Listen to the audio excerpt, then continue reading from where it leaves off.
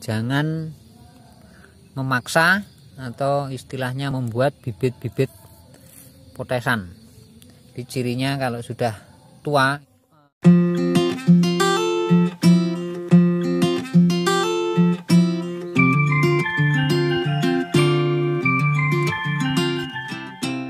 Assalamualaikum warahmatullahi wabarakatuh. Selamat sore sahabat tani. Jumpa lagi dengan saya tetap di channel Sahabat Tani Porang. Oke sahabat tani, kapan waktunya kita bisa memanen katak porang? Jadi seperti ini sahabat tani ya. Ini mulai ada yang bisa lepas sendiri. Ini tanaman yang duluan tumbuh di tempat kami sudah mulai ada yang ripah. Nah, contohnya seperti itu sudah mulai tanda-tanda porang mengalami penuaan. Jadi kapan katak-kataknya ini bisa diambil?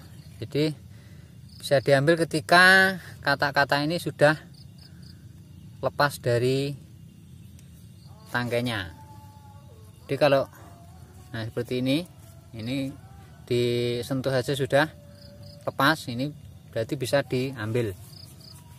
Tapi kalau yang belum mau lepas seperti ini, katak tengahnya belum mau lepas, ini jangan dipaksa diambil. Tapi yang disentuh saja sudah mau lepas, itu boleh diambil.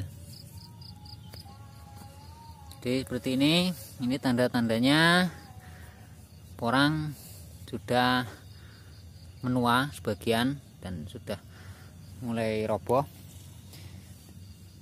Jadi ini enggak apa-apa sahabat tani ya, udah roboh begini nggak usah dikasih penyangga karena memang sudah tua.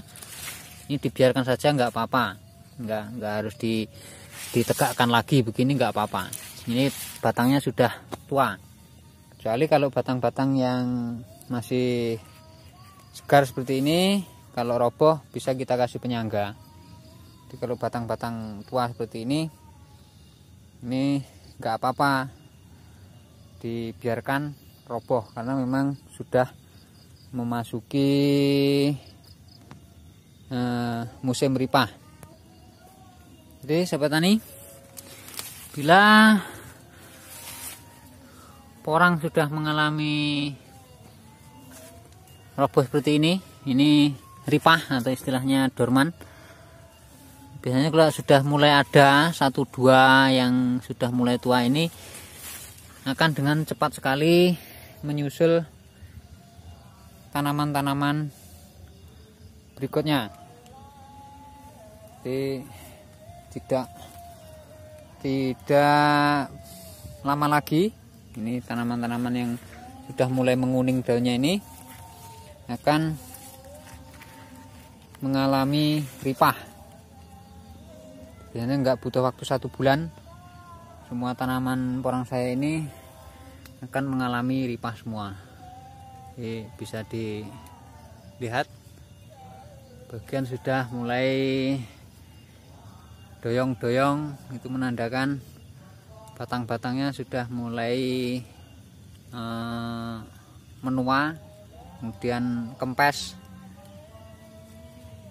terus mengalami ripah, kemudian mati. Dan untuk penyimpanan, usahakan penyimpanan dari katak-katak ini kita simpan di suhu ruang untuk menjaga kondisi katak-katak ini tetap dalam kondisi baik, tidak terkena hama penyakit, jamur, kutu putih dan lain sebagainya. Itu bisa disimpan di rak-rakan ataupun dihampar di lantai. Kalau lantainya itu tanah, itu bisa kita hamparkan di lantai tanah, itu nggak apa-apa karena lantai tanah itu tidak berembun. Tapi kalau lantai cor atau lantai keramik, itu kita tidak boleh menghamparkan katak-katak ini di lantai cor atau lantai keramik yang berakibat membusuknya dari katak-katak porang ini. Di lantai cor dan lantai keramik itu biasanya mengembun. Nah, itu membuat katak-katak porang ini terserang jamur. Jadi antara kita biarkan di lahan seperti ini, atau kita pungut, kita bawa pulang, itu sama saja. Tapi malah kalau saya pribadi ini lebih baik sebelum terlalu lama di lahan ini saya sudah bawa pulang, karena yang kecil-kecil ini biasanya kalau terlalu lama di lahan, kalau curah hujan masih ada, ini biasanya akan hilang. Kalau sudah bercampur dengan kerikil-kerikil kecil seperti ini kan hampir sama saja bentuk dan warnanya. Jadi ketika masih baru lepas, ini sudah saya ambil, saya bawa pulang, karena banyak katak-katak yang di musim lalu tertinggal. Ini harusnya seperti ini. Ini adalah katak-katak yang tertinggal di musim lalu. Ini biasanya kataknya hanya sebesar ini. Ini sudah tertimbun sangat dalam, jadi nggak bisa maksimal. Tumbuhnya kerdil-kerdil seperti ini kalau tertinggal di lahan. Jadi kalau katak-katak seperti ini, kecil-kecil seperti ini, kita bisa buat bibit polybag di sebelum tertimbun tanah. Itu kalau saya. Tapi kalau untuk sahabat tani yang lain atau yang ingin istilahnya tidak sistem olah tanah, kita biarkan saja di lahan, itu juga nggak apa-apa. Dengan katak-katak kecil seperti ini bisa kita buat bibit polybag. Biasanya buat bibit polybag itu hanya sebesar ini, kawan. Jadi paling besar seperti segini yang dibuat bibit polybag, dan akan lebih maksimal bila ditanam di bibit polybag, karena kalau tertinggal ya seperti ini katak tertinggal. Ini sangat dalam sekali, karena saya menerapkan olah tanah, jadi ini tertimbun sangat dalam. Tapi memang porang itu kalau memang bibitnya bagus, tua, walaupun hanya sebesar ini, akan tetap tumbuh. Jadi dalam pengambilan bibit, sekali lagi